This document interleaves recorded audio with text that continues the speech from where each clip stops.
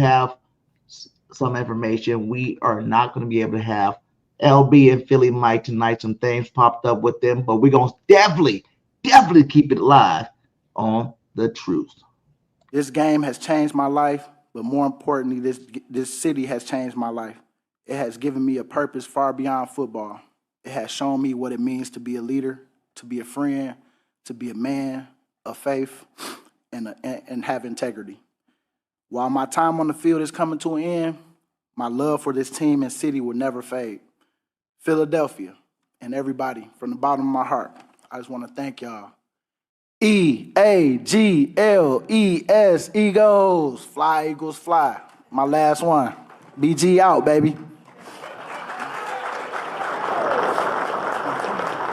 Going on, everybody, man, and welcome to the very first episode of The Truth, where not all Eagle fans agree on everything, and this is definitely the spot where this shit about to go down. Oh yeah, able, oh yeah, I'm stable, oh yeah, no label, oh yeah, you know me, I have only the best, I'm lonely, but damn, I'm going.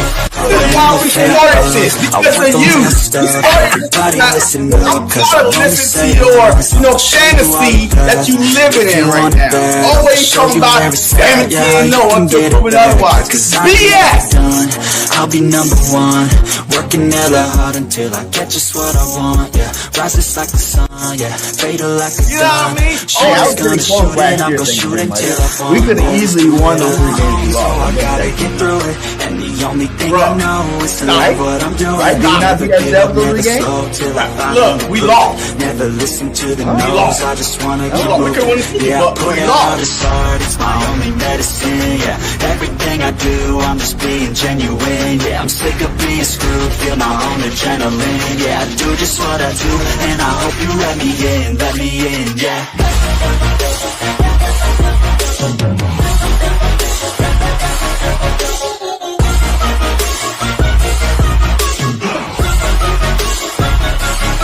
I'm grateful, oh yeah, able, oh yeah, I'm stable, oh yeah, no label, oh yeah. What is up, Eagles Nation? How's everybody doing tonight? Birdgang 31 JC Sportstalk in the building. We about to bring you episode 63 of The Truth. And today is State of the Eagles, baby. We're going to give you our version and our State of the Eagle report, so make sure you guys lock in, and we about to definitely have a great show tonight. How you doing tonight, JC? Look, man, hey, it's Tuesday. It's another Tell the Truth, basically, with your boy JC and me trying to, calm down BG, but it's all good, man. You know what I mean? Hey, we always have a good time. Every time we jump on here, man, a lot to talk about, man. Even though the season is over, but man, the NFL and the Philadelphia Eagles is all year round. There is no days off, right? You know what I mean? So, yeah, no days off, man. Huh? Especially when you go to Super Bowl. You really ain't got no days off. You know what I'm saying? You got to get straight back into grind mode real quick. Yeah, man. So, I mean, look, I'm excited. And BG, Lane, and them boys, hey, they're making noise. You know what I mean? So let's go. Let's get in. Once again, I do apologize for the thumbnail, guys. It's not none of that catfish stuff. I just talked to LB. He's a little under the weather. And then, Philly Mike had some YouTube things he had to take care of tonight. So they both, we had this locked in Wednesday. I think they both last minute hit me up, let me know their situation. But salute to them. We're definitely going to get those guys on the show, upcoming in the next couple of weeks or whatnot. So, but yeah, let's get straight into it. Our boy BG is leaving. BG is done. I think we all kind of expected this to happen. You know what I'm saying? We knew that it would be best for him, especially since he retore, that tricep in the Super Bowl. It probably would have been best for him to go ahead and call it quits. 2 major injuries at the end of the season. It would be nice to see him one more time, but it was good to see him. He had a great speech out there. How you feeling about BG? I mean, BG, man, yo, imagine, was labeled a bust, man. he even, mentioned it in his press conference, how, hey, those times were dark for him, were hard for him. And he gave props, I think, to Trent Cole, or man, somebody, like a couple Eagle players. And it was like, hey, Cole and Jason Peters for sure. yeah. So, and now to be considered, like, to me, next to Brian Dawkins, in my opinion, that I've seen play, BG is my second GOAT of all time for Philadelphia Eagles. I've seen, all right, look, I can't mention, all these Eagles legends and stuff like that I barely remember playing because I was in diapers or whatever. But just based off my time with BG the past 15 years, man, I mean, and like this dude next to Brian Dawkins, man, he has to be that guy emotional wise, on and off the field. Like, you could always count on BG to be talking trash to the opponent, regardless of the competition level. I mean, this dude, in my opinion, now, we would not win the Super Bowl, have won the first Super Bowl without that strip sack, because we could not stop the Patriots in the second half. It was like back and forth, and Tom Brady was marching down that field. He should have a statue outside the Philadelphia Eagles Stadium, like straight up, like that sack, like that play should be a statue. Yes, I understand the Nick Foles and Doug Peterson, but to me, I thought that was over. I didn't think they had to do that one. Yeah, like, I understood it. I understand the first Super Bowl was not, but talking about a backup quarterback. Okay, my guy, that wasn't going to come into the season starting the next year. I didn't think that had to be happening. I like the statue. I've been by it. I took pictures with it. Yeah, but I just felt like that was like, whoa, he did too much. I can see why Carson Wentz came to work the next year with an attitude, my guy. Like, I'm the starter. Why the hell they got this? What? But you talk about this play right here. Yeah. So if y'all saw the clock right there, is a fourth quarter, 2:12 remaining when that strip sack happened. We was only up by 5. We could not stop the Patriots at all that second half. No. So they get the first down. Guess what? 2-minute warning. And now, we couldn't stop them. So who knows what might happen if that strip sack did not happen. So in my opinion, that statue of the strip sack, like, we need a statue of that, period. Like, why not? Right next to the Philly special. It's like it's too late for it, I feel like it's not too late. You know why? Hey, because the one happened right after it happened, the year after. No. When they retire BG jersey, number 55 will be retired. I'm telling you right now, because he is all-time games played in Philadelphia Eagle history. I think 82 sacks. I mean, this dude is a 2-time Super Bowl, champion. So I'm telling you, when they retire his jersey, because that play will forever stick in Philadelphia Eagle fans' minds and the NFL, because that's what, when you say Brandon Graham, strip sack, like, that's what you remember from Brandon Graham, strip sack, helping us get that first Lombardi. So don't be surprised if that trophy does come out somewhere in there. Look, I don't care how big it is. Hey, he deserves a trophy. Yeah. A trophy, a statue, whatever it is. A bus, like a Hall of Fame bus. Yeah. Eagles Hall of Fame. I never looked inside. Do they have the Eagles Hall of Fame bus? Do they get the players? Are they just their numbers up there, or is it that they actually have a bus? A bus? Wait, what do you mean? A bus. That's what they call the heads in the Hall of Fame. When you go to Hall of Fame, sure. No, I think it's just the jersey. The jersey. But yeah, because that Philly special play happened before halftime. That was before halftime. It wasn't in the fourth quarter. it was going into halftime. Like we were like, we was at the inside the 5-yard line. I thought that we was gonna kick a field goal, right? But no, that play right there was significant because it told the Patriots, we came here to win. We are not about to play with y'all. Hey, we're not scared of y'all. So I could see how that play was as big as they made it, but the strip sack, right there, 12 remaining in the fourth quarter when you can't stop Tom Brady. This dude had over 500 yards offense, and you can't stop him. That one stop. Imagine we got that one stop 2 years ago. We are 3-time Super Bowl champs, man. So if that one stop 2 years ago, Two times. Yeah. Like we would have been 3 times, not 1, not 2, but 3. But we could not get a stop. So that stop was big.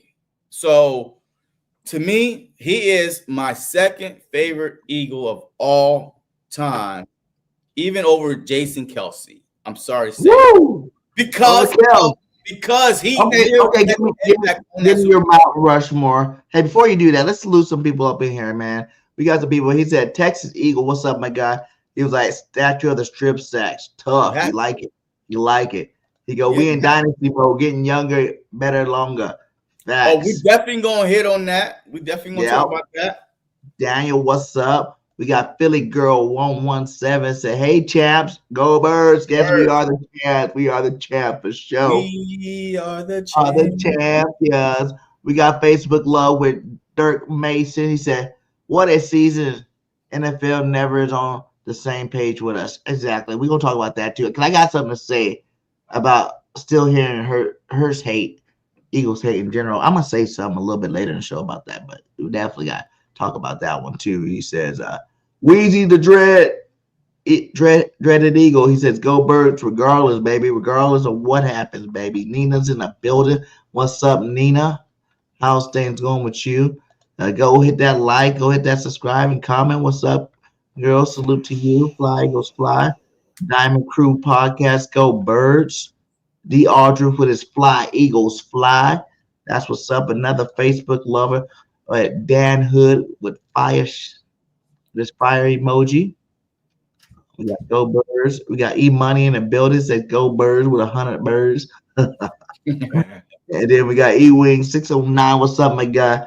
It says, yo, what's up? Yeah, so we got James Wolf in the building. What's up, nephew? How you doing today? Man, Jenks, yo, hey, I haven't seen Jenks in a minute. Like, he left us for a long time. Well, who was the other one too? Who's my other nephew? I had Jinx, and then I had man, but Jenks been yo, this dude used to take high blood pressure watching every Eagles game, and he's only like 17 years old. Like, I don't know Jinx now. Jinx probably like 19, 20 now. It's been that long. He like 19, 20 now. Jason left us for a while, James. James, where you been? How old are you now? Are you 27 years old? Has it been that long? Texas Eagle says, okay, so that's what I was going to ask you anyways. Give me your Mount Rushmore, Philadelphia. Because I want to do one differently. It's fresh, it's fresh. Mount Rushmore for Texas Eagle says, Reggie White, Dawkins, BG, Kelsey, and Randall Cunningham. If I had to pick 5, whoo. Yeah, I can't even argue. I can't argue at all because it's everybody's personal opinions. Don't hate me right now. I'm gonna change this up a little bit. Okay, I'm gonna change it a little bit. Okay, go ahead. I'm gonna change Reggie White out with Jalen Hurts. Oh, he is. No, I am. No, that's me. That's me right now. Jay Hurts is my best quarterback in Eagle history. Okay, so yeah, he's still playing though. He's still playing. Randall out. None of those people are. No, look, he's still playing, so you can't even add no active player. You can't add an active player to Mount Rushmore, bro. You can't. But he is. You can't add an active player to the Mount Rushmore. Okay, let me change it up then. Hold on. You can't. And plus, he's not there yet. So that's cap. Okay, I'll change it. I'll change it one more time. Okay. Here we go. All right. Go ahead. I'll have to change out Reggie White. I don't know why I keep going after White so much. I think I didn't see that much of him before he went to the back. I didn't see that much of Randall Cunningham. Like, honestly, I watched. Now he the one got me started watching the Eagles, so I can't hate on Randall. Yo, Reggie White or Randall. Like, I didn't see that much of them. Like, really, like knowing football. I haven't seen that much of them. I'm gonna change Reggie White out and put. It's like really tough because I like both of these cats. I like Brian Westford so much. Like he was my guy. But I gotta put Shady. No. Shady is in there for the Mount Rushmore. No, he's out. He be talking shit about the Eagles too much. I know he be talking shit. He's out. He's out. I know you do. Nope, you can't. It's his job though. It's his job. You know he probably get paid more. He gets paid more when he talks crap about the Eagles. Okay, all right. Okay, BG. Would you sell your ass for money? I'm not Shady, okay? Yeah,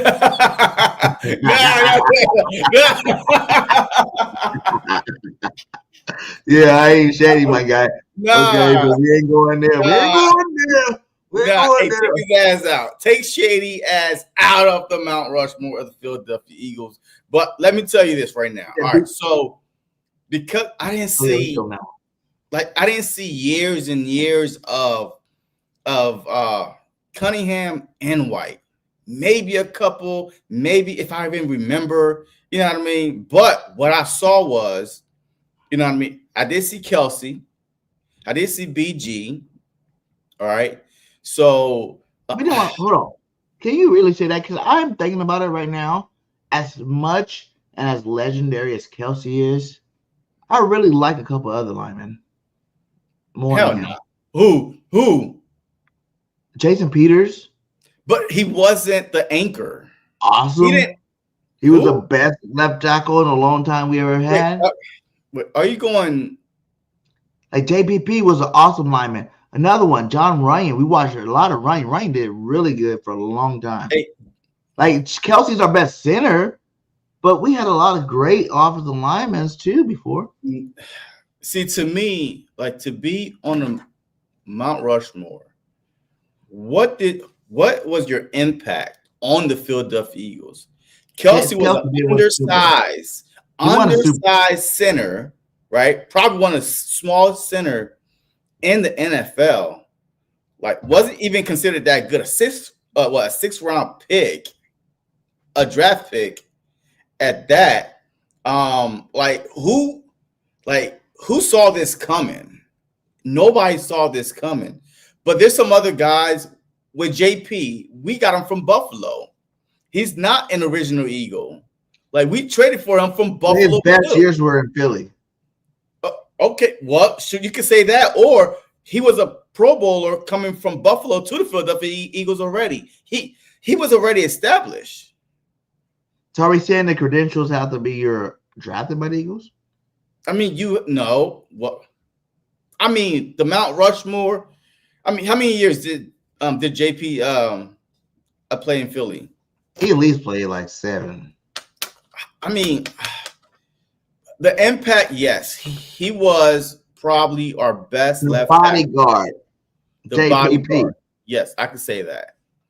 But to me, the impact on and off the field, not only emotionally wise, but big plays when the time comes. To me, Kelsey is definitely on there. BG is on there for me. 15 years I've seen BG grown. I watched him play for 15 years. 15 straight years. Like, I remember he got drafted and his retirement speech. All right, Kelsey. I remember he got drafted and his retirement speech. Not 1 year missed in between. I've seen guys on and off the field have an impact, emotional connection, not only on the field, but the fans, the city itself. So those are like, that have to be account for something, right? Yeah. You know what I mean? Like, you have to be account for something. Well, that's why I didn't really take them out. I was just saying, like, I was just thinking about it. You gotta take somebody out. I mean, Mount Rushmore, I think it's like 4 people in there or 5, maybe. We're doing a 5 Mount Rushmore. Give me your 5. Okay. So Kelsey, there's no order. All right. By the way, No order, because there ain't order. no order. There's just pitches up there. Okay. All right. So Kelsey, BG, Brian Dawkins. I have to put B Dawk in there. All right. I'm not gonna argue with you. JP is on there. Yeah. JP is on there to me because he was our best. He started the trend of longevity. Like before Lane Johnson too. Position. It was like he's before Lane Johnson in terms of like being our best tackle ever. Yeah. And I mean, since there's no active player on the Mount Rushmore, I have to go with this is tough. Man. Look, I think of the fifth one. All right, go ahead. Give me one. Throw it out there. Yo, I said like 4 already. Give me one more. We're going 5 Mount Rushmore. We got some people in the fans that got theirs down. We're gonna get down there and see what's up with them. I just wanted to hear JC's 5th guy. Who does he think deserves the 5th spot in his Mount? I mean, to me, all right. So look, I'm gonna say unpopular one. Oh my God, you gonna hit shit? You shit on me about one. But anybody say you come out and say I'm gonna say an unpopular one. Then I said Jay heard you like nah nigga. Zach hurt. Zach hurt. Wait, he's still playing. Wait, he's still active. Hey, he's still active. He's not for the Philadelphia Eagles. You know what? Because he was our best he was our best tight end. Next year he's retired. Zach's not even.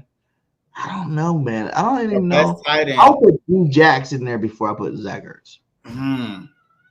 D Jack. That's another review I'm about to pop up right now. That was a little bit different. Let me get down to it too. He says we're gonna answer that one too. Who you think gets 55? I think he gets retired. Yeah, retired. Hell, yo, no one else 55 is retired. Period. Nobody gets 55. He is a 2-time champion. He said, but Jalen is equal with Randall Cody. I'm on my top 5. I mean, the top 5 in Mount Rushmore is different. Jalen's passed Randall to me because he won a Super Bowl, my guy. He was a starter and he won it. Carson Wentz was a starter and he did not win it. So Jalen Hurts is a starter and he won it and he was the MVP. So, and then we're going to talk about Dynasty later. I think this is just the beginning of it. And I'm going to tell you reasons why. He said, I'll be 21 in July. I told you it's been a while. Chance, you a hater because you ain't even been here supporting the bros. You know, we're on episode 63. And I think before 3 episodes ago, because you came at the last 3, before 3 episodes ago, it was probably like episode 1. Or episode 1 or 5 or something like that. The last time I seen your face. You better come back, nephew. I'm going to have to disown you, my guy. He said D-Jack's top 5 for sure. Yeah, that's another one. Like I said, D-Jack's, it's hard to keep him out of there. He left too, though. I don't know. He didn't really leave. I mean, top 5 in Mount Rushmore is different, though, right? If we're doing top 5, I mean, to me, the Mount Rushmore criteria, just like the Hall of Fame, right? Like a team Hall of Fame versus, the National Football Hall of Fame. The criteria are different. I know it's 4. Like we just changed up to 5. Yo, why are you lagging right now? Hey, you lagging. Yo, you are lagging right now. I am? Yeah. Like I can hear your voice before I see your mouth moving. It looks clear to me. I don't know what's going on. Okay, well, you back, I think. Eagle Champ says, go. But listen, let's talk about this though. Hold on. Because everybody's throwing BG in there, right? And listen, and I love BG. I'm BG. He BG. We both BGs. Okay? If you look at his overall stats compared to a lot of other players that were better on the team, do you still keep him in there? Because you got to think, there's some defensive players that play for the Eagles that are way better than BG. Fletcher Cox. That's one. I loved Trent Cole back in the day. Cole was a man. You know? Who else had better stats I could think of? Really, those were only two I would really throw out there. Trent Cole and Fletcher Cox. But Fletcher Cox, are you putting BG over Fletch? Fletch retired. BG over Fletch. I think I have to. I do. I am. And BG is 2-time. Fletch quit. Hey, look, Fletch. Hey, Fletch quit before he could got his second one. I can't put I can't put Fletch BG wasn't the star this season, BG got 2 Super Bowls, and guess what? If he didn't get hurt this whole season, my guy. No bullshit. Yo, it don't make me curse on this live, man. Hey, stop lying. BG was not hurt the whole season. As a matter of fact, look, Nolan Smith was barely getting burned until BG got hurt. We kept on saying, who's going to step up for BG? That's when, Nolan Smith, he started playing more because it was Josh Sweat and BG. I know. I'll give you a hard time. I'm just saying, when did Fletch leave? Last year? Look, I'm not going to be biased. Look, I got to put Shady in there because of his, his stats and everything. Yeah. So I'm I'm in my feelings because he be talking trash about the Eagles. He's selling his ass for some money, but he's going to keep it a buck and just he's taking the Donovan McNabb approach. Chunky soup or Super Bowl. Johnny chose the chunky soup real quick. He was like, I'm about to win this game. Donovan McNabb, if you lose this game, you will get 5 years, $100 million contract with Chunky Campbell soup. Do you accept? I accept. Yeah. dirt ball. Yeah. Interception right to Meyer and Hempstead. Hey, that's my conspiracy. I mean, yeah. What happened now? Look, that might be. That's why I hate him. I love McNabb. Because you think about it, McNabb should be on the Eagles. No. 5 NFC championship games, my guy. That means you are a 5-time loser, my guy. We don't celebrate losers, man. Come on now. He did it with nothing, though. He did it with nothing. Well, he did it with a great defense. So look, I'm the biggest McNabb advocate, all right? Because I literally remember Todd Pinkskin, James Trash, Teddy Mitchell, the 4th and 20. I can't remember. The only one he had was Magnum PI, Brett Selleck. Besides that, he has nobody to throw to. Hank Basket? Who are those guys? Reggie Brown. Who are these guys? Reggie Brown came from Georgia. Bro, the only time Eagles went to a Super Bowl when they had T.O. A bona fide all-pro. You know what I mean? You have to respect. You have to double team. And we went to a Super Bowl that one good year. Imagine if he had. Left because T.O. knew Greg Lewis. LJ Smith, who are these people? LJ was the best, dude. Bro, relax. LJ was the best. That drink down. He said, "Hey, Jalen Hurts, Nick Foles, Brian Dawkins, Jason Kelsey, and Brandon Graham." But he said, "All right, yeah, my top 5 favorite versus top 5 Mount Rushmore is different to me. All right, favorite because look, I could like someone that you don't like. You know what I mean? That's why it's your Mount Rushmore.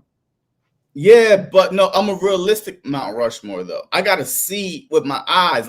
I have to go off, not what people say, oh, my God, Randall was at his peak at 1980-something.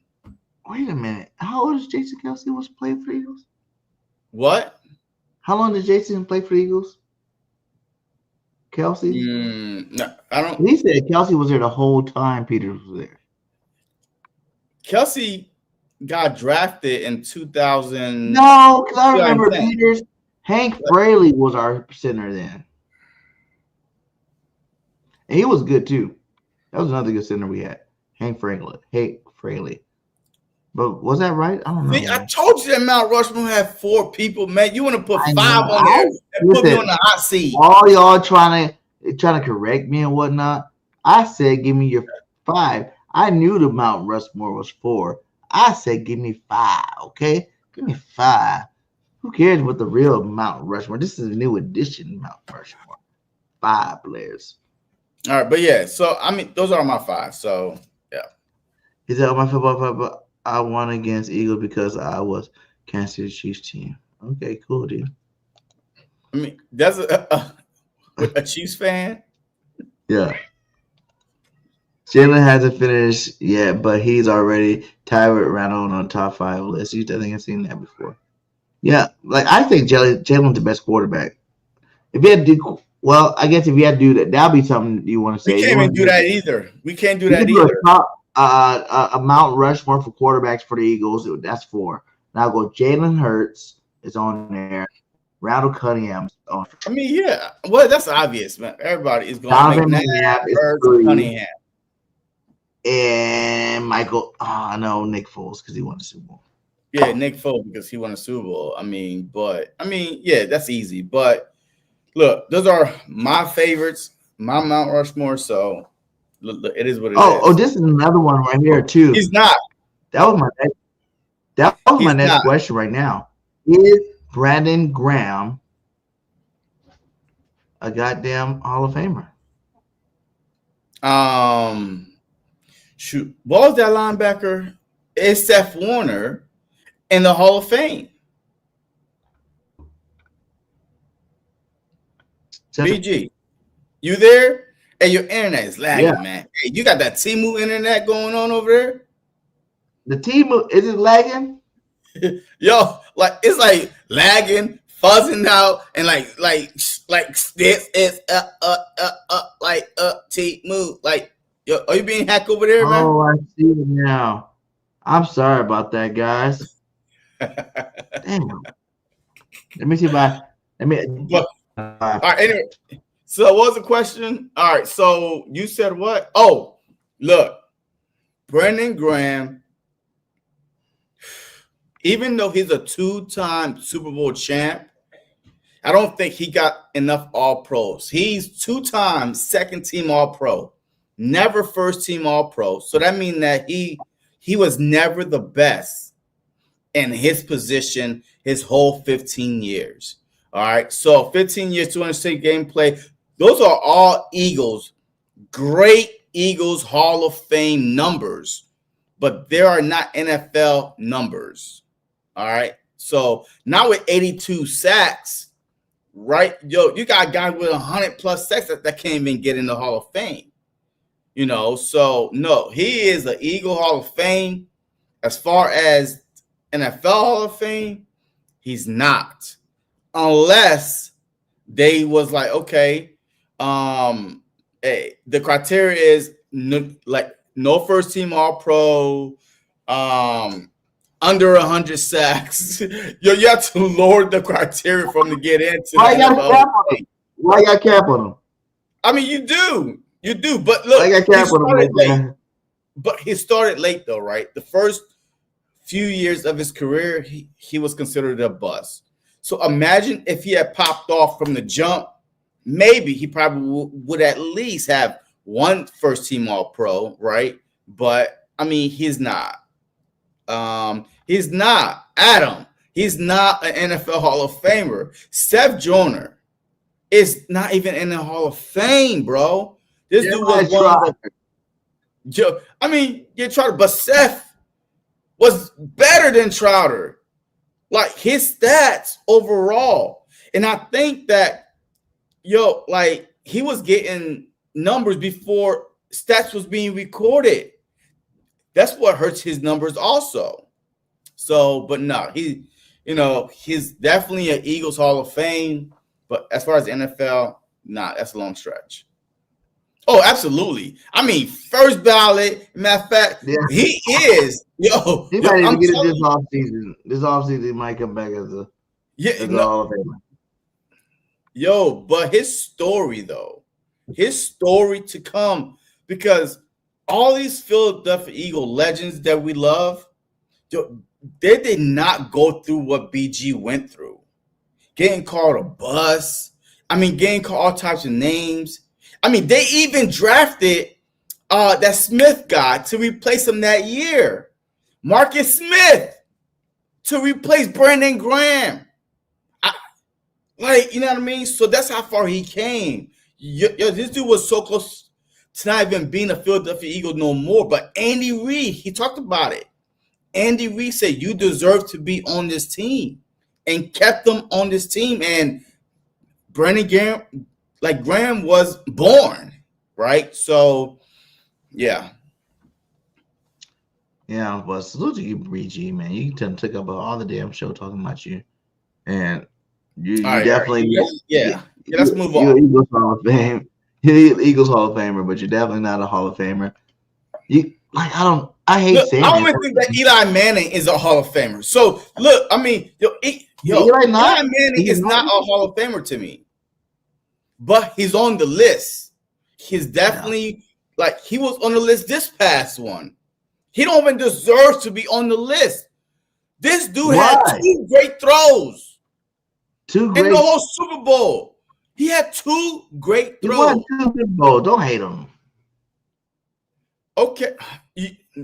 This dude was trash. He played in the NFC East. I know. At one point, interception touchdown was like this. He was 500. He threw you a touchdown, an interception, he's coming. That's why we dominated the Giants the way we did, because of Eli Manning. So he's, in my opinion, he's not a Hall of Famer because of his brother, his name, and the Super Bowls, right? I guess the 2 Super Bowls. But this dude record, stats all across the board doesn't scream Hall of Famer at all. But because of his name and the 2 Super Bowls, boom, there he is. So, yeah, I'm not being hard on BG, but the Hall of Fame is either you either have to be the best of the best to get in there. The best punter, the best kicker, right? You know what I mean? You can't just let everybody in. Akers? Because there's some guys that's on their stats was not even being counted for. Like Seth, his stats wasn't being counted for before they start counting stats. So he's being shortchanged. So Eli Smith had won the Super Bowl against the Chargers in Texas. He would not be. I'm telling you, he's not. He made 2 great throws. Two. The helmet. Matter of fact, the helmet catch was a blind throw. He escaped the pocket, and he just That's like what's this. so magical about it. He's he didn't even see where he was throwing it. The catch was more impressive than the throw both times. That's what makes it so catch. tough. So, but he's going. He's a Manning. He's going to be in there eventually. He just wasn't first ballot, or second, or third. I think he's going to be like a 4th or 5th. He better be a 4th or 5th. 5th ballot Hall of Fame. Yeah, I mean, no, but the problem is, hey, you do have no. But look, Hall of Fame. Look, Hall of Fame is Hall of Fame. It doesn't matter how long it takes you to get in there. As long as you hate on him. Like, I still think Randall Cunningham should be in the Hall of Fame. Okay. He changed the game of football when he did what he did. And I know it wasn't with the Eagles, but he had like one of the best offenses ever. He led one of the best offenses ever in football history. You know what I'm saying? Like, I know it wasn't with the Eagles, but he still changed the game as the Eagles. Was that being counted then? I mean, I think but that's the thing, man. Like, I don't know when this whole sacks came and all this passing yards and all this stuff came, but stats wasn't always counted as now.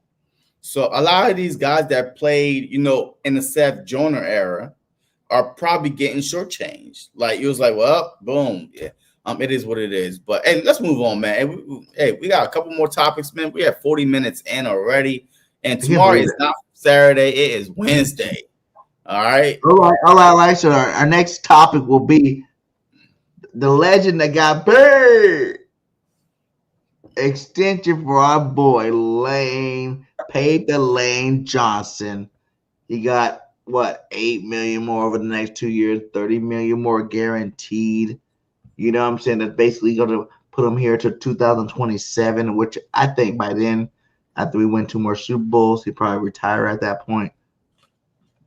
How you feel about it? You know, because he wasn't the only one. We restructured him, Saquon, as well. So, but let's talk about Lane Johnson, the pillar. I mean, Lane Johnson, look, every year is the annual Lane Johnson extension.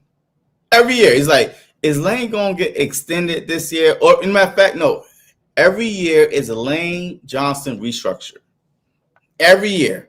It's almost guaranteed that the Philadelphia Eagles is going to go to Lane Johnson and say, hey, brother, it will give you more money right now if we could, you know, restructure your contract and push it further on.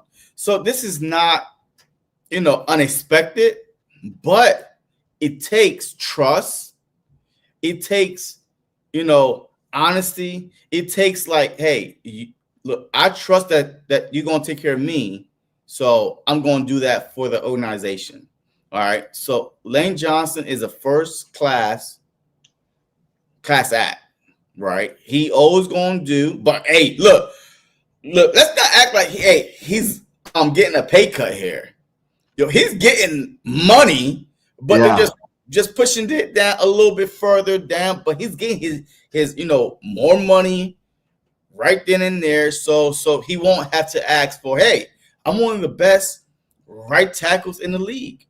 I want to get paid this. Are you still on the right tackle point, or are you going to say he's one of the best tackles in the league by now? I think Lane Johnson's the best tackle in the league. I know people want to say Trent. Come on, Trent was hurt last year, and he's good. I'm not hating on him. I think he's number 2, but I think Lane Johnson. Williams? Yeah, I think Lane Johnson's the best. I mean, I mean, the only thing with Lane is his annual injuries, right? But this past season, I don't think he got hurt that much, but he did miss like end game situation. But besides that, I mean, he's been consistent. He's definitely one of the best, at least top 3 for sure at the whole league. At least top 3 within that top 3 conversation as being one of the best tackles in the league. I'll say respectfully top 2. I know there's a lot of people going to take Trent, the silverback, and he's deserving of it. But I'm not going to say Trent because Trent is dirty.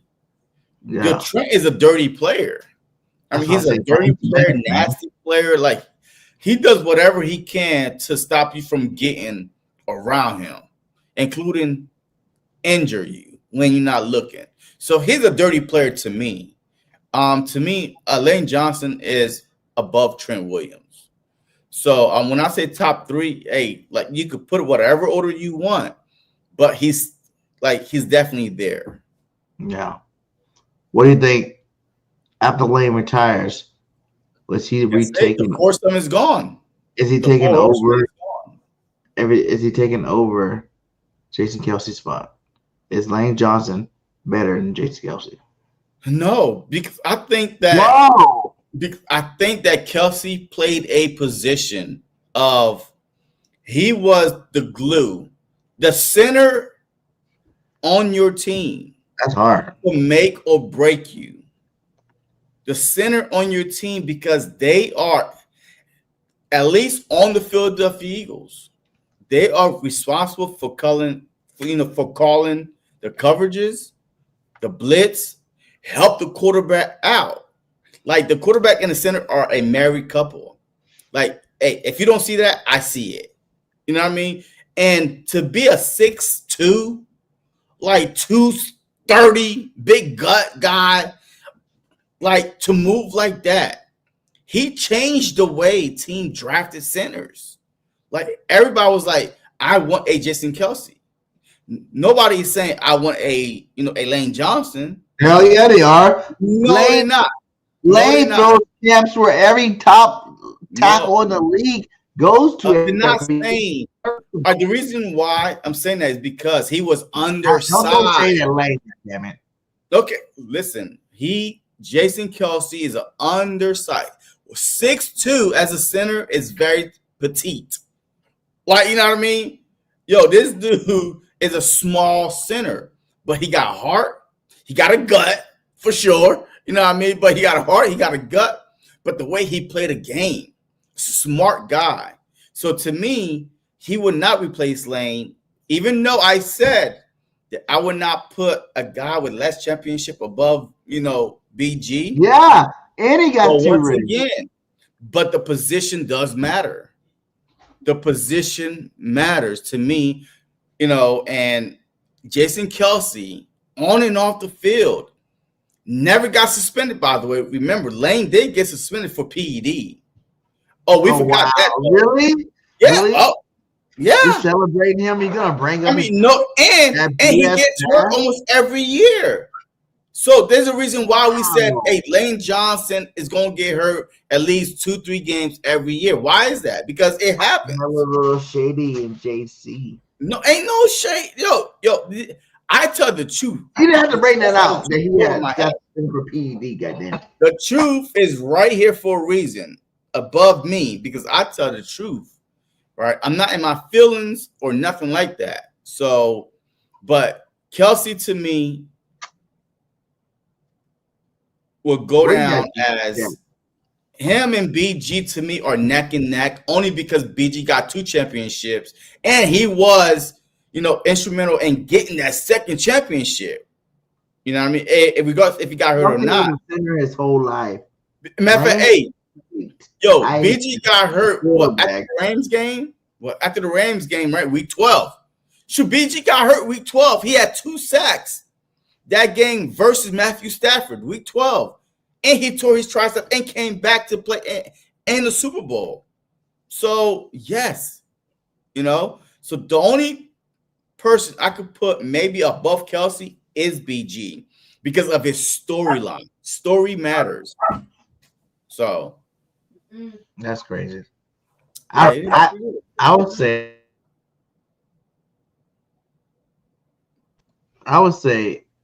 Lane Johnson is bigger than Kelce. But why though? Right. And don't tell me he's been one of the best right tackles on the Eagles. No. Why? Give me tell me the reason why you think that. I would even go as far as say his stats are better.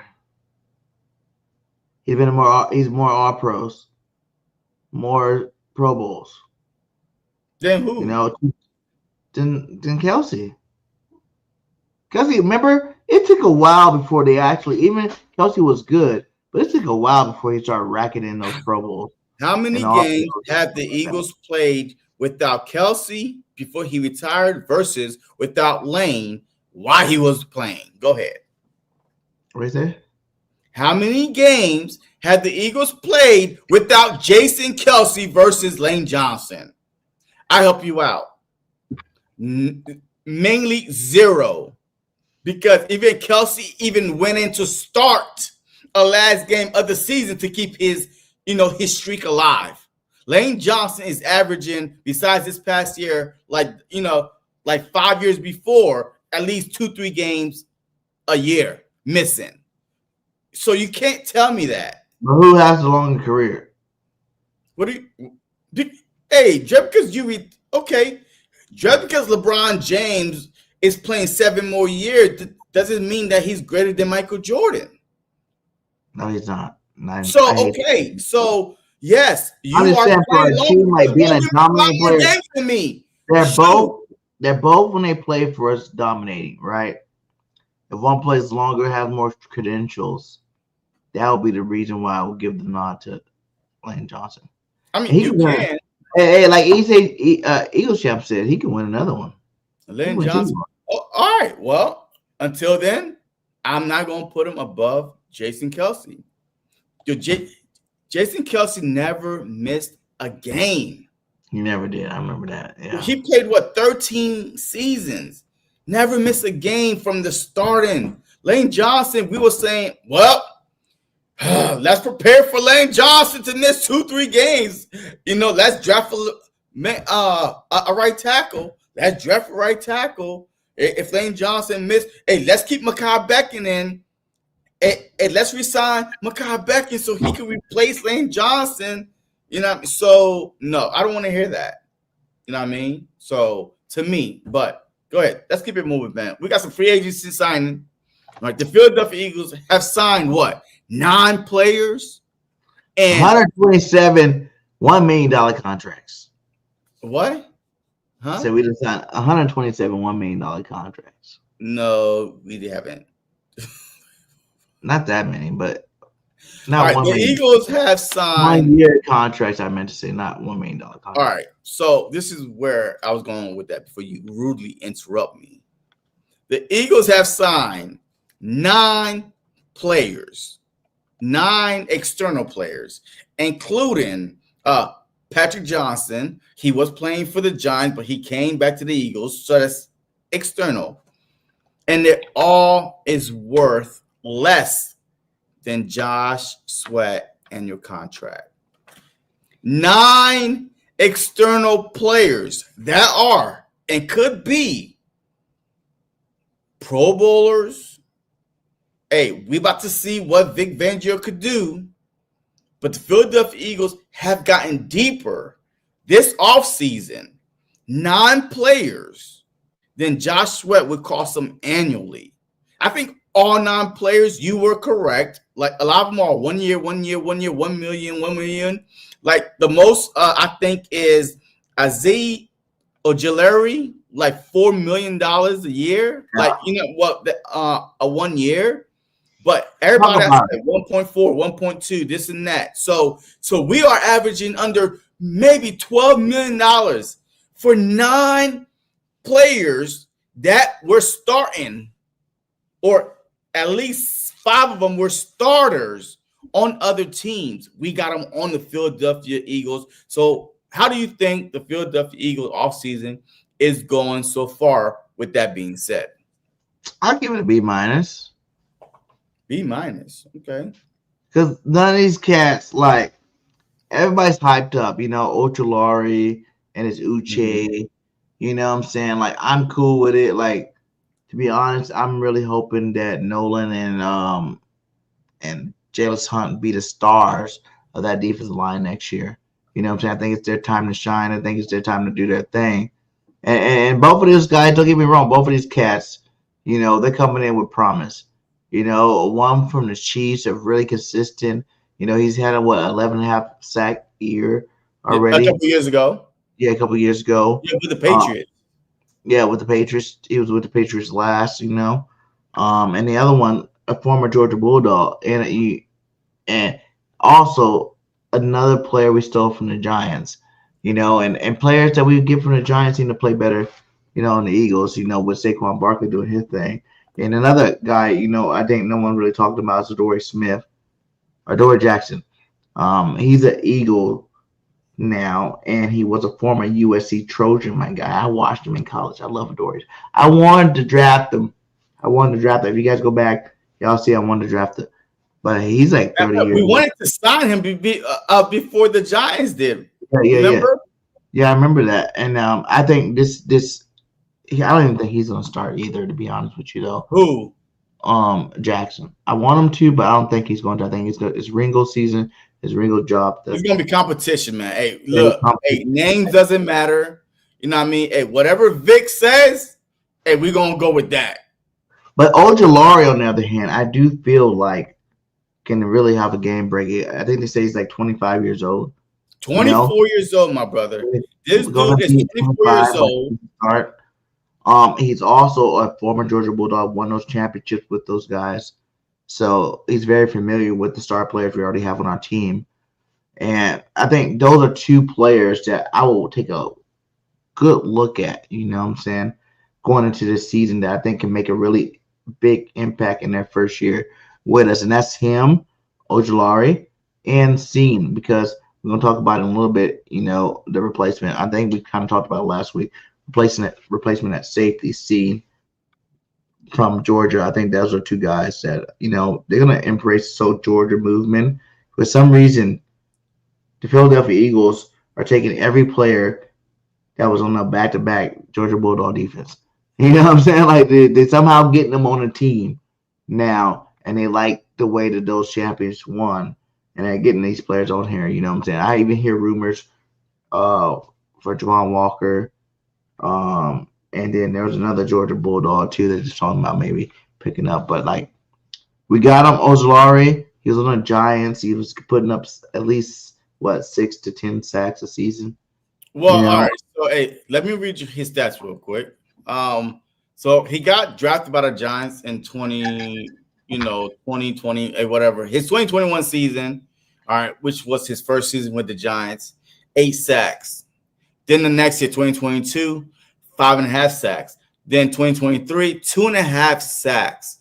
But last year, 2024, he got 6 sacks.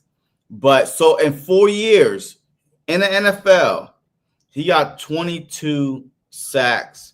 So you could, take that however you want. But this dude is only 24 years old. But you won't look at it like I remember they had this right here. They were just showing like in the first 4 years. Hold on, we gotta take comments down. Hold on 1 second. Where's the comment? All right, his first 4 years, yeah.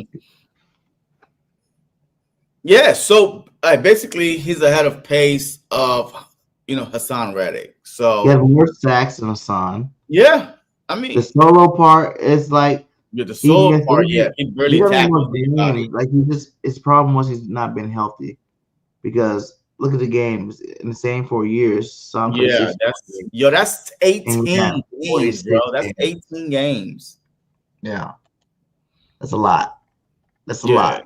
Yeah, that's a lot of games. And to be so young, but I do like his fumble recoveries. I do like his forced fumbles. Not as much as Hassan's, but, the 22 sacks compared to 20 sacks Hassan Reddick, giving you the type of player you're going to get here. A guy that's definitely coming to bring the pain. You know what I'm saying? The guy that's, in the right seat. He was on the Giants, goddammit. Like, shit. It's like, I feel like if you just say he's on the Giants, that should give him a pass. Yeah, I mean, pretty much. I feel you. You got this guy coming playing with his boys from Georgia, where he won. He's already won championships with these guys, right?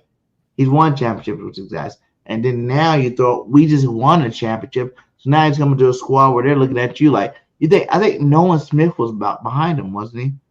I think Nolan Smith was behind him because he got drafted. I think the same year as Jordan Davis.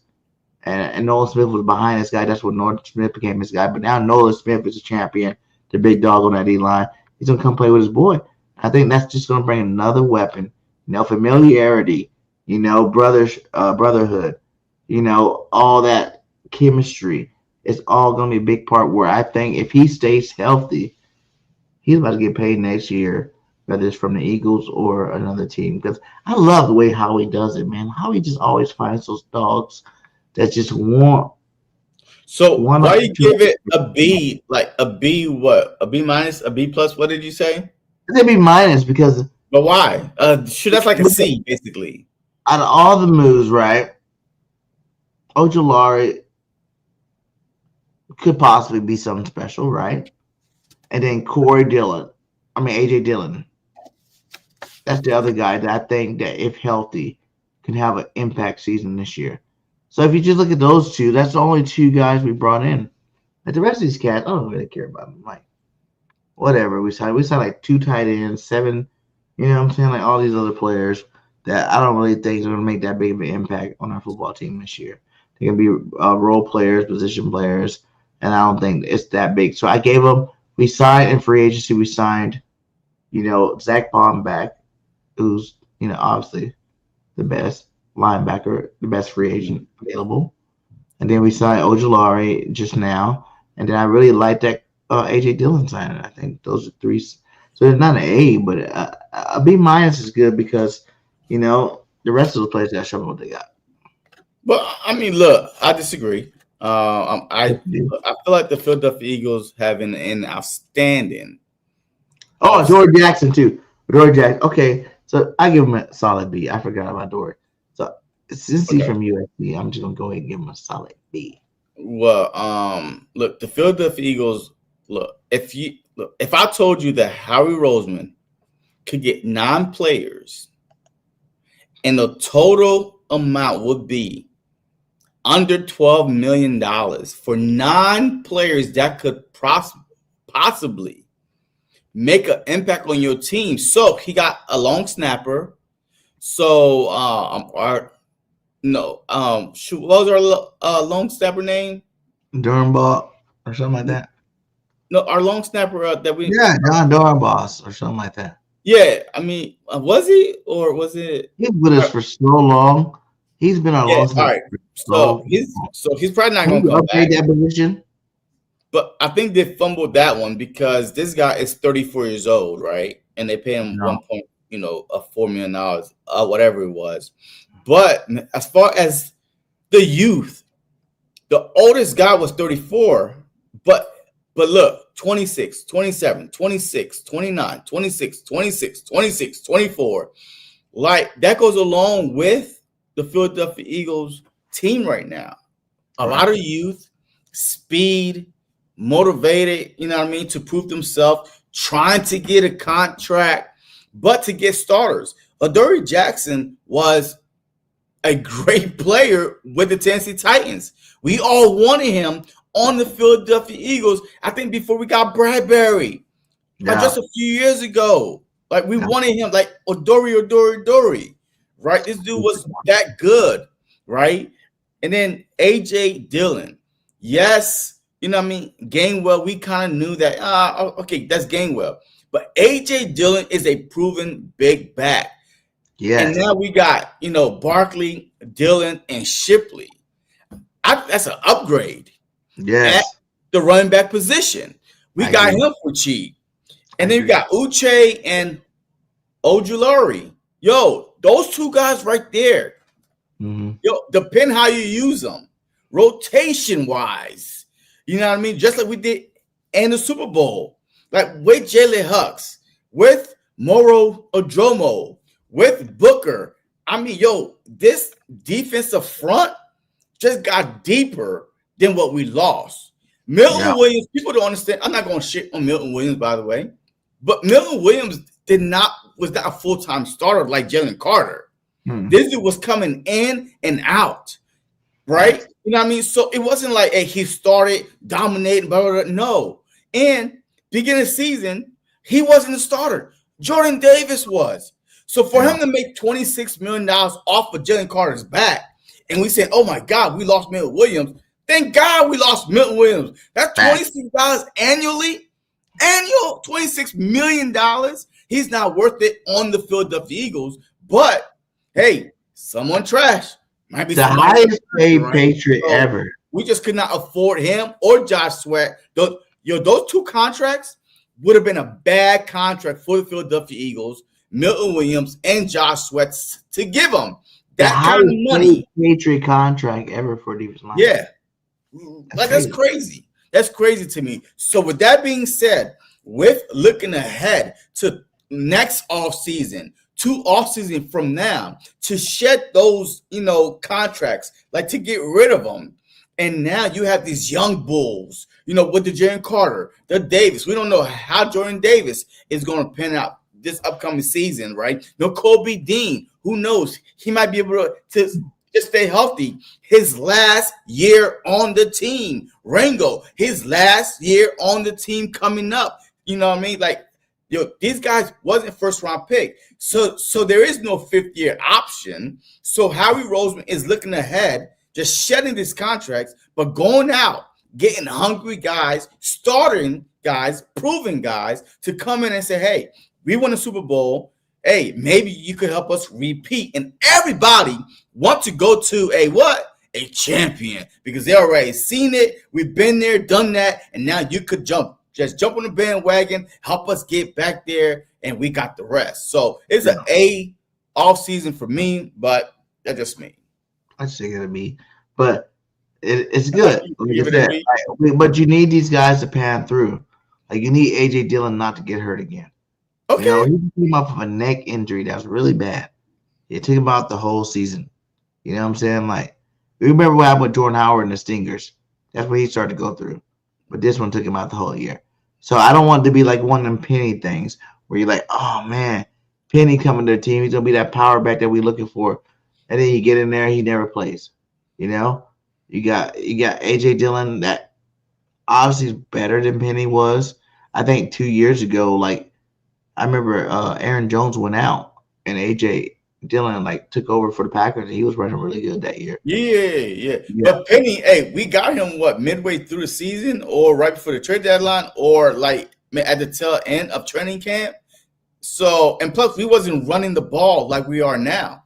So now this Eagle team identity is running the ball. And Dillon, he's a powerful back just like Barkley. So basically when he comes in there, you don't really lose a lot as far as, physical wise, you know what I mean? Ground and pound, goal line, all that good stuff. Yes, the offense is going to change a little bit, but now the Eagles say, hey, we won the Super Bowl running the ball. And now we got Dillon, Barkley, and Shipley. Hey, let's try to see if we could kind of duplicate it, but then, you're throwing your little sprinkles and passing, screen games, exotic plays, you know what I mean? But hey, if it ain't broken, don't fix it. And they knew that Gainwell wanted a bigger role. They could not afford Gainwell. Hey, why not just grab a guy? Yes, the stingers in the neck is a scary thing. A strong possibility, but at the same time, what you got to lose? Shoot, just go back and pick up another running back that's waiting to get a phone call and say, hey, come on. Or why don't you draft one, right? We got a lot of draft picks coming up. Why not draft one? Maybe because we have no need right now that we got to press. Besides safety, that I feel like that, I don't feel like press safety either. I think safety's good. I already told you why, though. Seeing coming over, just that whole Georgia connection going to make him work harder this offseason. He's going to see he already know what it is to be a champion. He was, part of the championship team in Georgia. He already know what it is to, play with champions. And he's playing with most of those same champions on his football team who's going to push him to become better. Think about all of them. All the Georgia Bulldogs push each other to the next level. All of them have. Jalen Carter first year wasn't that sweet, but last year dominating. You know what I'm saying? Like these guys are getting pushed. Jordan Davis took 2 years, but last year, especially towards the end of the playoffs, he started to show some stuff. You know what I'm saying? 2 games back to back with sacks. Like he's starting to show his worth. I know he didn't play nothing but 30% of the snaps, 40% of the snaps, but I think this year is going to be that year where he comes out and shows up and shows out. Yeah, and year, man. And take to that next level because it's a contract year too. Yeah, and everybody likes to show out in that contract year. So and then like I said, but I think people really forget, dude. I think it's gonna be Brown, man. It's his job to lose. City's a good player. His rookie year he showed up and showed out. That 100-yard interception return back for a touchdown. He's a very athletic player. I just knew since he didn't play in the beginning of the season, he wasn't there for OTAs. He wasn't there for all. He get hurt a lot too, though, man. But he did get hurt a lot. He just got hurt. He gets hurt because he's coming in with his head down, tackling people. But he was out the whole year, basically. And yes, we see him play good against the Giants in that last game of the season. I just feel like it's his time. It's your time to shine or not. Look. All these guys that was on the Eagles roster this past season is going to get an opportunity before any newcomer. Agree? Yes or no? Okay. So now, just like Vic Fangio, remember Ojulari had the chance to actually to jump over Jalix. No, he does not, because Jalix, when given the opportunity, he showed up. And then in the Super Bowl, he had a sack. So he's definitely going to get the first crack, especially he said that Josh Sweat taught him everything that he needed to know. and now he's in competition with Josh Sweat, that's not on the team, to be one of the best edge rushers. So I feel like that Jalix, they drafted him for a reason, and he showed why. In the playoffs, in the Super Bowl, given the limited snaps. So I feel like all the guys that's on this team, it's going to be your job to lose. Vic, do not discriminate, okay? I mean, that's one thing that we learned from this past season. If you're the best, rookie or not, he even said it. You know what I mean? Hey, before the season even started, he said, I played the best player that's playing. That's it. I don't care about your age, your contract situation. But he even said that last year about Sidney Brown too, is going to bring him back in slowly. But then you got guys like Blankenship and CJGJ playing that. Yeah, I mean, yeah. You don't get to get on the field. You know what I'm saying? That's what I'm saying. Like, he played really good. He stayed healthy the rest of the year. You gave him a year to really heal that, knee injury. And I think this year, if he's hitting it like he needs to do this offseason, he should be our starting safety because he bring that same kind of intensity that CJ bring. And I think another reason why we let go of CJ, I didn't say this last week, was when CJ brought that energy that first Super Bowl run that we lost, he was on the team. He was that guy to bring that energy. He was like the only guy on the team. 2023, we think, damn, if CJ was here, none of this would be happening because he's that guy that bring that type of energy, right? Last year, we won a Super Bowl with CJ, bringing that type of energy. But guess what? The year before last, we started drafting these Georgia Bulldogs. And these Georgia Bulldogs bring another energy too.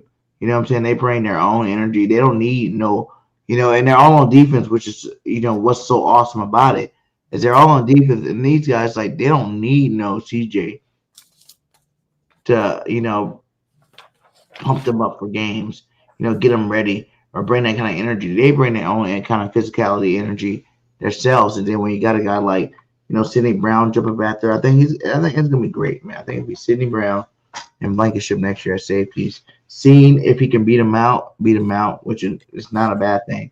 It's definitely a good thing. Because Seam was another Georgia Bulldog that was good. And I know he's gonna be working out with his Georgia Bulldogs this offseason, trying to do it. And hell, there's a whole nother Georgia Bulldog safety starts everybody wants us to go draft. You know what I'm saying? Like, what happened if Hobby gets his hands on that one? So we'll see what happens with the draft. But as of right now, it's definitely Sidney Brown's job to lose for sure. What's the most needed need right now on the Philadelphia Eagles? Like, what is who? Tight end. I mean, I love Grant Calcaterra. Like, to be honest, last year Grant showed me some things that I didn't think he really had in him.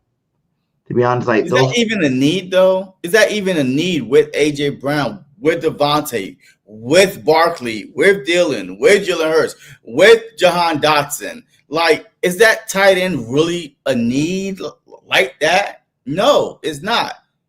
Listen, it's not a need till it is.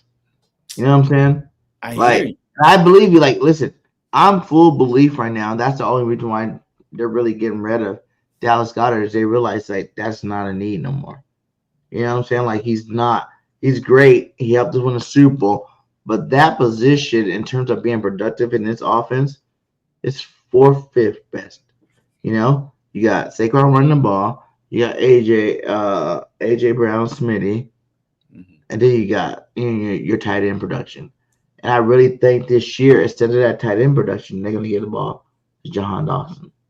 I think this year is going to be the year you see a third receiver be, the third ranked receiver on the team. It's not going to be your tight end, it's going to be your third ranked receiver. And I think this is going to be the year you really get the ball to Jahan Dotson. And he actually has some, good stats this year. I'm not saying he's going to be leading the team in anything, but he's going to have a better stats than he did last year, because he kind of woken that last 2 games of the season with the backups. And then we seen him score a touchdown in Green Bay. You see him in a Super Bowl. Also, the game plan opened up too. We saw how Kellen Moore, like the exotic, play calling came out versus the Commanders, right? Where the tight end was being used more, screens and you know what I mean, like just quick routes and boom. Your Goddard woke up because he started being used more because the playbook expanded more. So I'm hoping that our OC probably just took some of those plays from Kellen Moore and said, hey, man, hey, let me use them, because those plays right there, I'm telling you, the offense looked so much spread open, like in the NFC Championship game and the Super Bowl. And that's why you saw how wide the margin was of victory. Yeah, you seen him. He was wide open those games. Mm-hmm. You know, he was making catches. He was wide open. And I thought Jahan, y'all know, I thought Jahan was going to have a big role earlier in the season as well. Just because he is that talented of a player. He's a talented football player. And I think, he, like you said, he waited his time. He got a Super Bowl now. I do think now, you know, took those 2 games, and now Jalen Hurts trusts him. And, you know, Jalen Hurts went to him throughout the playoffs, and he lived up to it. He did what he had to do. I think going into this season, you know, they're going to probably try to find some ways, because you always got to find ways to get other players involved, especially when you got the A.J. Brown and Devontae Smith out there. You know, those guys are going to take up most of your attention no matter what. You know what I'm saying? Like, no matter what, those guys are going to take your attention. So you need to find weapons to help ease that up. You know, I think those 2 things right there, Jahan Dawson development, and then also A.J. Dillon coming to this offense, are going to help out this offense dramatically next year. All right, so Greg Miller, hey, I love all the signings, but I really love the A.J. Dillon and Ozzy Ojulari. Yeah. All right, so your 2 favorites was where? Like who again? Mine? Yeah, who was your 2 favorites? AJ and Adoree. Adoree Jackson? Yeah, even though he might not be the starter, I just love Adoree Jackson because I watched him play all the college football. He's from my favorite college. And I always wanted him on the Eagles. So when I play Madden next season, it will say Adoree Jackson at cornerback. And I'm like, yeah. All right. So, hey, look, I'm going to tell you, my 2, man, Uche and Ojulari. Because I'm telling you. Guys, like I will say, and I love Sweaty. I love Sweaty. But he's replaceable. He's replaceable for sure. I miss this. Yeah. No, we look. We can do it. No, but I think like this though. If he would have stayed on the team, he would still be good. You know what I'm saying? Like I feel like he's gotten better every year in the NFL, and last year was no different. He got better. That's what got him paid. But at the end of the day, is he better than both of those guys individually? Yes. Is he better than both of those guys combined? Maybe not. Like the price. I mean, or even individually. Like we don't know exactly because he's had better years. He had what? Let me see. What are you talking about? Back for Josh Sweat last season was let me see. His stats. He had 8 sacks. 8 sacks playing on a loaded. But don't talk about the front. The playoff sacks. No, because that's not fair. So wait, hold on. Because now if you look at Ozzy, your last year was 6. So you went from how many games? How many games were hurt? I mean, I don't know about that. But look, all I'm saying is this. During the regular season, Josh Sweat was only 2 sacks better than him on a Philadelphia Eagle front that had a Milton Williams, a Jordan Carter, a Jordan Davis, a Nolan Smith, a Brendan Graham. You know what I mean? So Joey was on the Giants. They had nobody. Okay, so that's what I'm saying. Do we know if Joshua is even better than Ojulari? We do not right now because you said anybody from the Giants, you got to throw the stats out the window. And he still has 6 sacks. You know what I mean? So no, but the reason why those are my 2 favorite signings is because I believe you need to have fresh bodies, young, fresh, proven, hungry bodies to rotate on that defensive line, because even if your secondary is a little suspect, but that front, you saw it a couple years ago a few years ago when we went to the Super Bowl, how that dominant that front was getting to the quarterback, and we did not even have close to a secondary like we have now. So now you got these young guys too, because a few years ago it was a whole bunch of 30-year-old Sue and Linval Joseph, Fletcher Cox, Brandon Graham, a whole bunch of old heads. And now you replace him with Jordan Davis, Jalen Carter, freaking Moro Jomo, Booker, Ojulari, Uche, Jalen Hunts. Come on, man. So those are my two favorites because a lot of teams is going to try to copycat, but we got the chef. Second year in the system, and now all you're doing is plugging a couple guys, and now you got the rest of the guys saying, hey, this is what you got to do. Hey, you know what I mean? Now, they're not learning no new system. This system is about to probably go up a little bit. The intensity is about to go up a little bit because now, hey, you ain't got to take your time saying, okay, hey, we got to learn this new defense. No. Next defense, next step. So this is what I'm saying. And they threw these guys in. Better. I did like to see how we didn't pick up Warren Burks. Like he's only gonna make his little money over there, do his thing for better play. And I think it's Trotter time. And I remember I was listening to Tone today. He said something really interesting. I was like Nakobe Dean's gonna be out start of the season. You know what I'm saying? Like he's gonna be out maybe training camp, maybe the first game. And first couple of games, maybe even if you want to let him heal all the way. What if Trotter Jr. comes in there and balls out? It's Nakobe Dean's year 2 coming up where you got to re-sign him and keep him off, right? Okay. It could be Trotter season, man.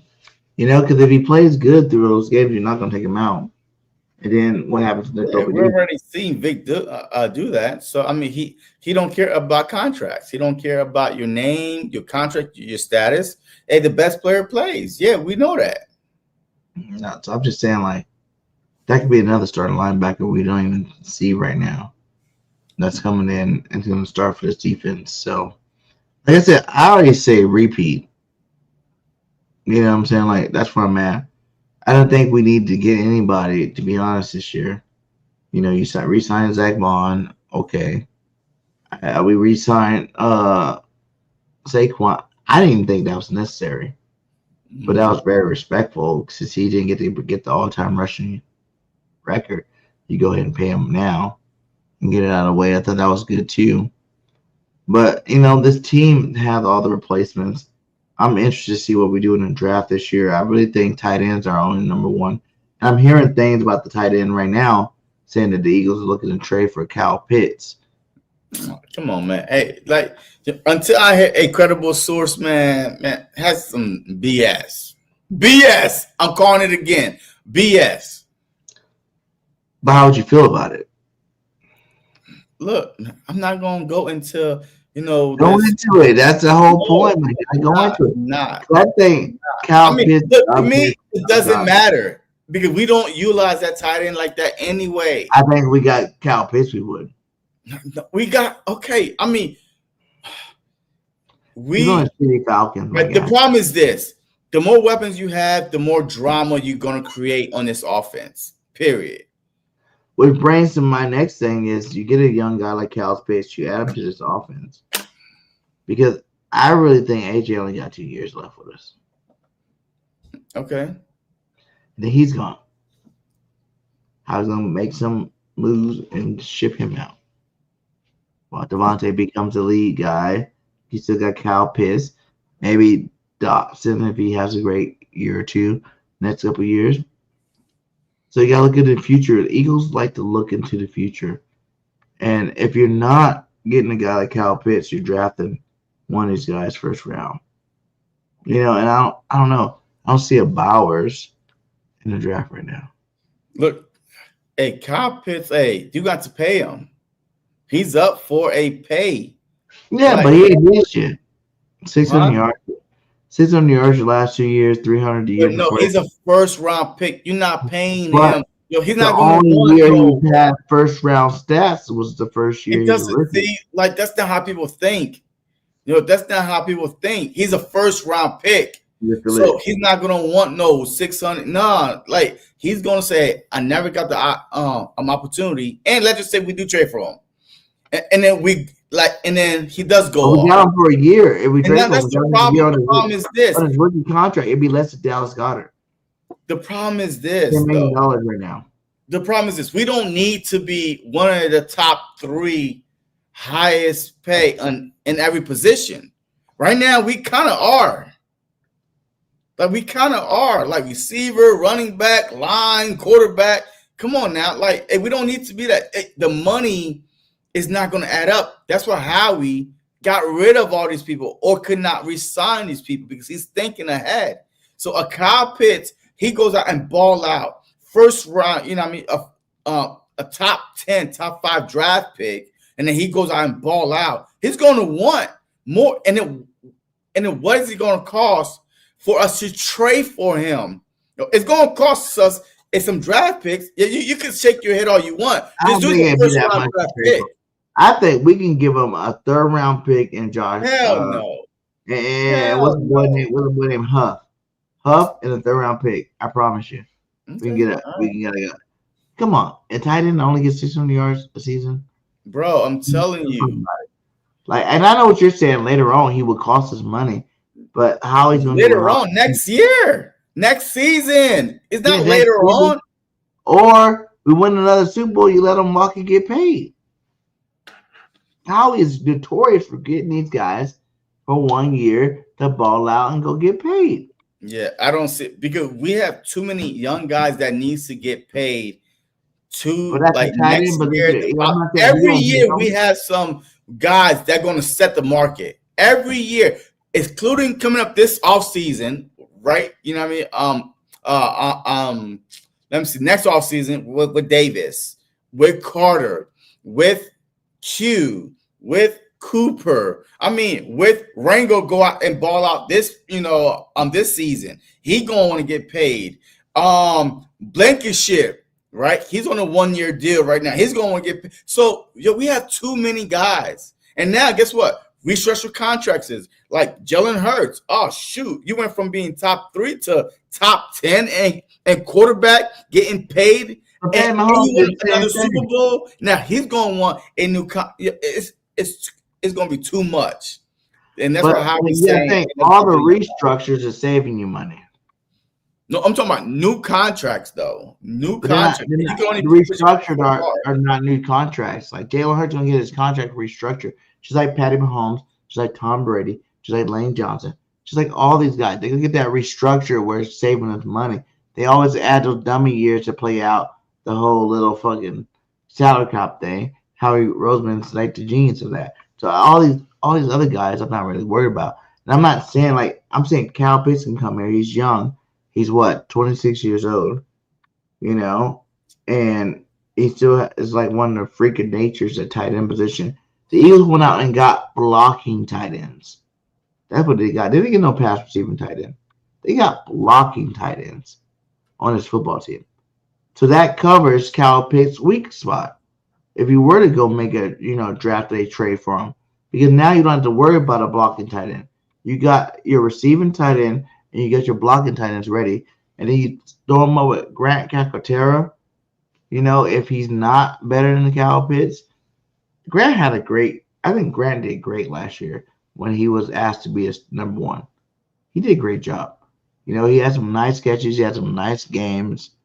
And I think he could possibly be our future tight end. We could have. Everybody's like, well, we haven't drafted our tight end to replace we did with Zach Ertz and Dallas Goedert, but we did. We did it with Grant Calcaterra. That was supposed to be a replacement. I think he is good enough to replace him. But if you can upgrade to a Kyle Pitts, my guy, in this offense, I think Kyle Pitts is Atlanta. Well, according to you, a tight end that's averaging 600. Now it's like add him to this offense. Woo! Okay, so that's the same way the Falcons is looking at it. You add him to this offense, so we're gonna charge you what you saying. Woo! that price for? Hey, if we're gonna want a first round pick, you know what I mean? Hey, we're gonna want a first round pick. So, hey, how you feeling? Fuck no, he's not getting no first round pick. Guess what? Look, I promise. The only dude, listen, these rumors. Listen, we don't realize if you throw Huff in that trade, Huff was the guy that had promise. Why right? you keep okay? If we send his trash. He's not getting it. He got hurt twice. Wait a minute. Yo, you're making an argument why we should trade for Kyle Pitts, the guy that you said only averaged 600 yards on tight end. But no, we should. And now we're talking about a guy that barely played the whole year, the equivalent of a trade.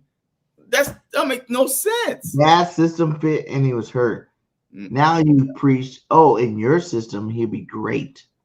Howie's a fleecer, my guy. He'll let you know about Huff. Okay? You give him Huff. We give him one of these third-round picks. We got an extra. And you make that deal happen. You bring Pitts to the team. You don't even know. What would you get for Dallas Goedert if you do finally trade him? A fourth. You think a fourth-round pick? A fourth or a fifth. Yeah. Because he wasn't a first-round pick. The dude was a second-round pick. But his talent. Oh, so now we going talent. Yo, Kyle Pitts, you asking for a third, and he's a top 10 draft pick. Dallas Goedert, he's a second rounder, but you have, but his talent. See, this is why I can't trust you. So I'm listening to every word you say. You so contradicting all across the board. Is ridiculous. That's why you will be a bad GM. So just I've been told I should be the Eagles GM plenty of times. Fantasy that you living in, and I keep telling people the truth. And that's why my fantasy team was better than yours. Yeah, because you live in a fantasy, so you know how to deal with it. All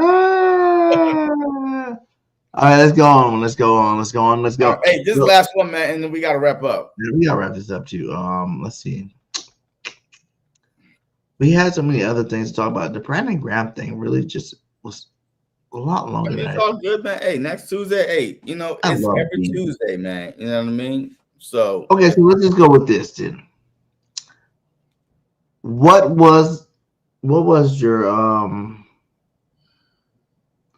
who do you think is the biggest guy lost this year? For the next year's team. Who do you think? Give me your top guys you think lost for this year's team. If I had to go by it, I would say. Well, you asked me, and then you answering that. So really, hey, which one is it? Are you asking me? Like you literally say, hey, give me, and he said, I would say. I mean, golly. Hey, what's your biggest? Well, I think your biggest. Damn. I was gonna let him know. Set it up first. To let you roll with it. No, look, I'm gonna say, honest truth, man. I think the biggest loss, I hate to say, hate to say, is CJ. Only because he was that emotional dog in the secondary, even though he was getting burnt. He gave up 6 touchdowns by himself, bombs over Baghdad. He was responsible for 6 of them.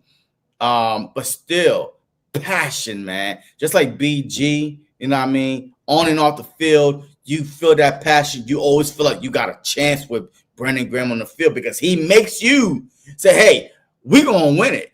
We down by 34-0. It's 2 minutes left in the fourth quarter. We still got a chance. And damn one hell, we ain't got no chance because all the starters are on the bench. It's 34-0 now, 2 minutes. But BG will tell you we still got a chance. So Chauncey Gardner, to me, man, you know what I mean? Even though he wasn't that great as a cover safety, but the emotional, B-Dog, Michael Jenkins, Brandon Graham, you can't put a price on that. Regardless how bad things are, when he got kicked out the Commanders game, you saw it, we lost.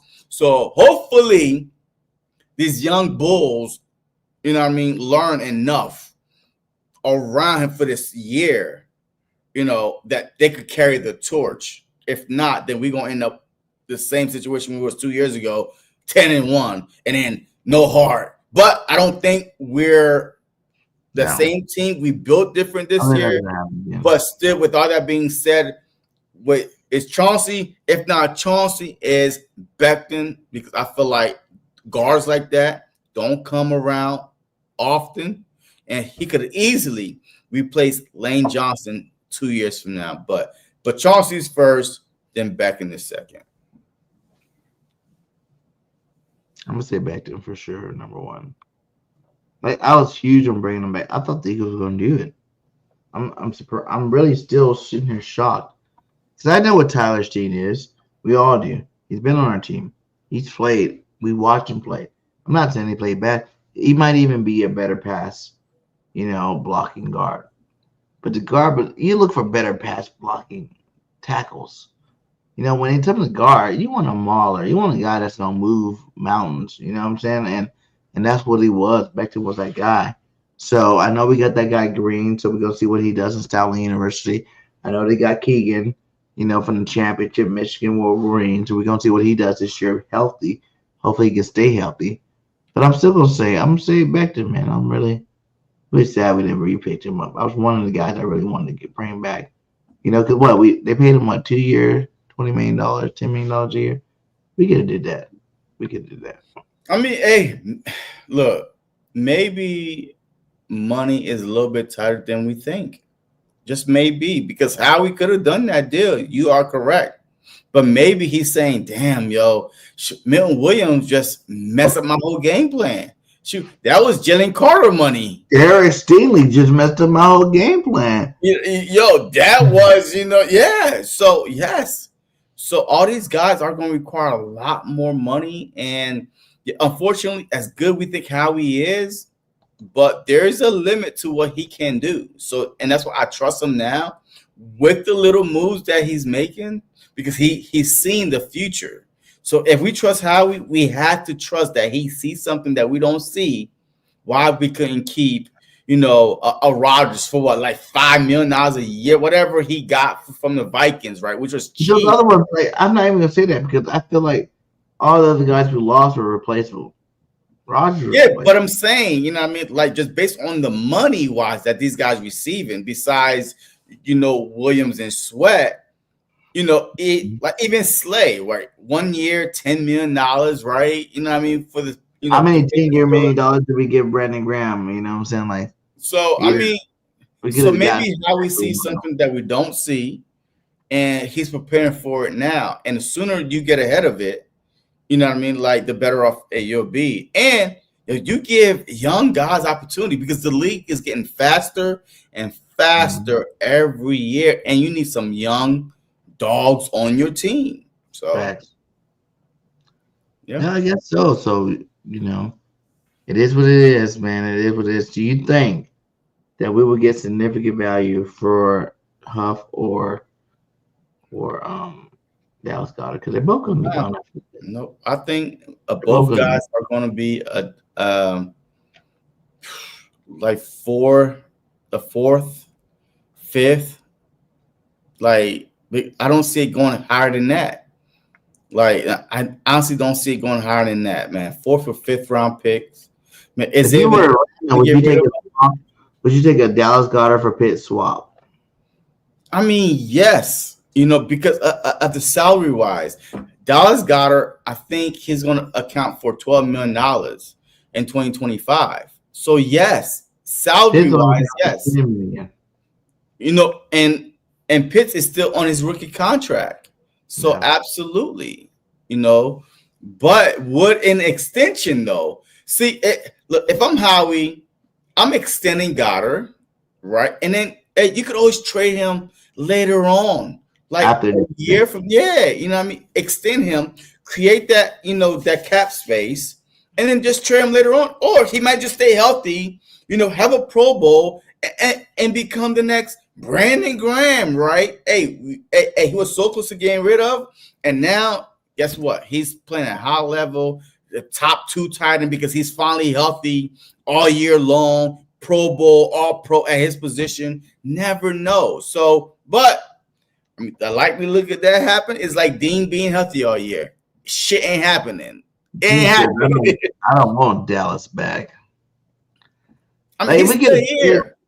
Yo, he's good when he's healthy. He's one of the best tight ends in the league. Who would you rather have besides Dallas? Like Pitts, I can see. I would rather have Pitts than Dallas.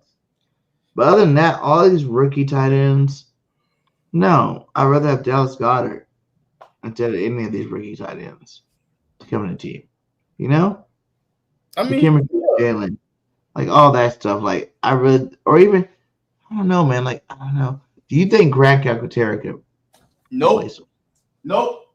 He's not physical enough. Did you not watch him play? I did. He's not physical enough, like I said. He puts up yards and touchdowns. He's not physical enough. But that's why you went out and signed 2 tight ends that are physical. Because you know his weakness is. You gotta think Zach Ertz, one of the best tight ends we've ever had in Eagles history. He's not a physical guy. You know, when we drafted Dallas Goedert, he's already a better pass blocker, you know, and run blocker than Zach Ertz ever could be. We drafted guys to do those jobs.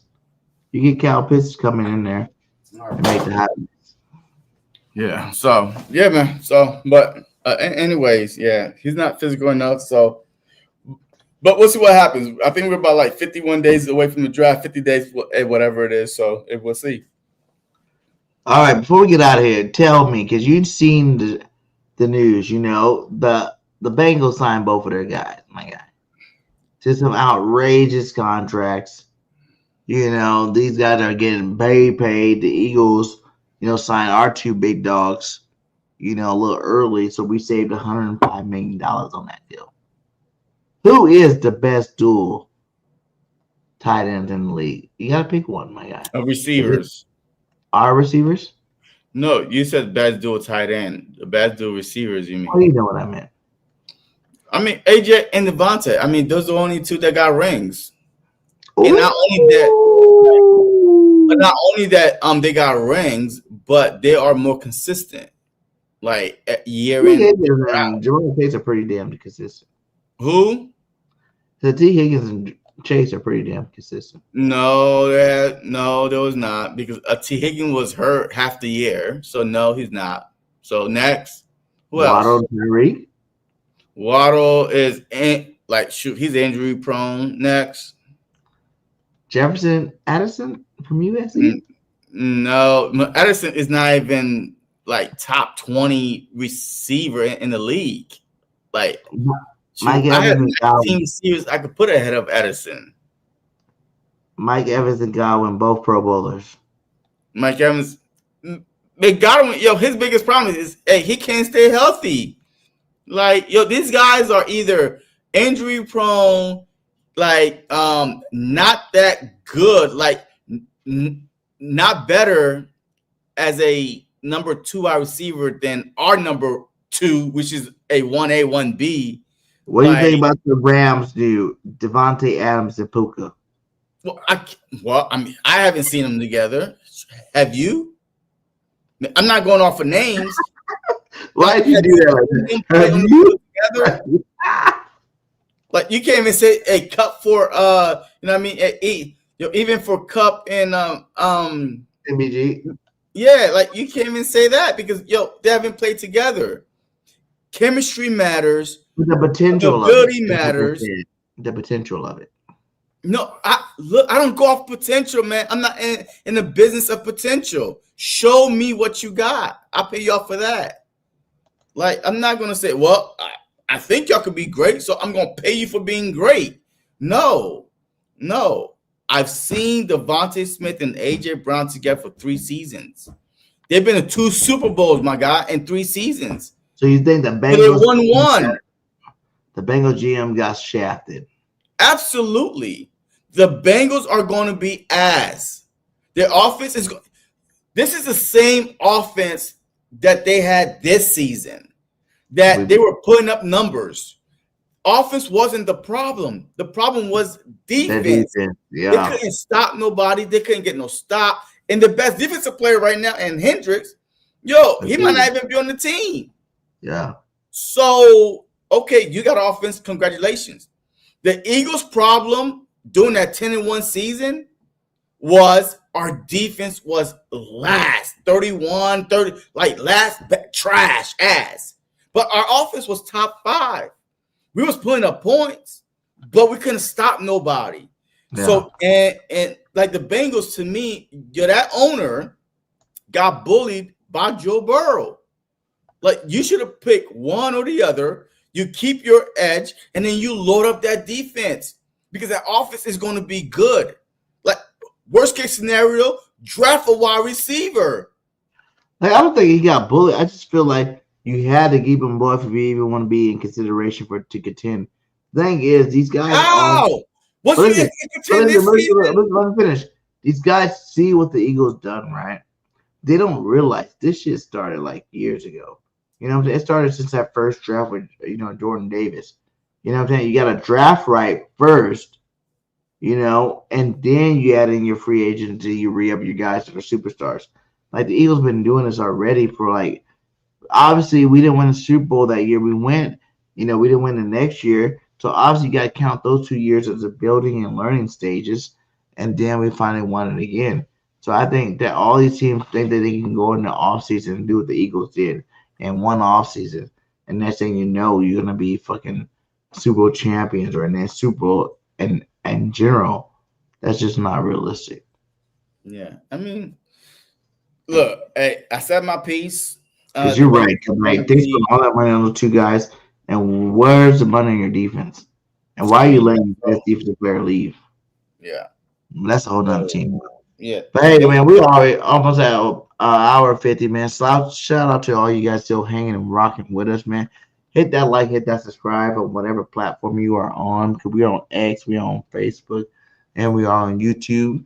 You know what I'm saying? Hit that like, hit that subscribe. Follow us. We will keep dropping gems. I think next week we might be, I will be going to California, go see my other babies. And I'll be back next Tuesday, but I think JC's going out of town too. So we're going to do it next Wednesday. Is that right? Next Wednesday. No, wait, what's next week? April 1st. No, it's not. Next Tuesday is April 1st. Oh, no. It's the 25th. It's the 25th. Okay. I mean, I'll be here, but you won't. Wait. I thought we talked about this. Oh, you're saying the first. Yeah. I'm saying the first. I won't be here. The first. We probably could do a second. You know what? It's up in the air then. Because I'll get it there late early in the morning, so I can definitely probably still do a show, especially I'm gonna be out in the snow. It might be snowed in that night. So yeah. So look for our show to still be here next week. There'll be the following week. We might do the following Wednesday. So, but hey, man, final words. Let's hit it up. All right, let me go with my final words first, because this is going out to all you Eagle haters, all you Jalen Hurts haters, all you mofos out there talking crap about my quarterback. He's MVP. Jalen Hurts is a stud. Did you guys not see him out with Michael Jordan and the Jordan brand?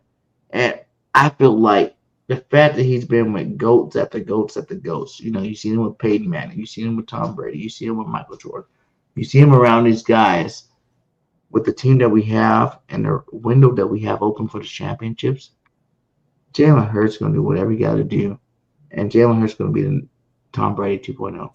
You know what I'm saying? Like, he's going to win at least 3 with the Philadelphia Eagles. And he could win more moving forward, depending on how he can keep up what he's doing over a long period of time and no team catch up to him. Jalen Hurts is that quarterback. He could have threw all season long, but you best believe when he does throw the football, they're dimes. There's dimes. Like, even though some of those games, everybody's hating on the 200-yard games. If you look at those 200 yards, they were dimes when they need to come. Stop being my quarterback. He's the best quarterback in the NFL. All right. Hey, look, you said it all, man. Hey, I ain't got nothing, man. I got plenty more to say later on. So let's go. All right. Well, fly, and we out. Peace. Let's go. Going on, everybody, man. And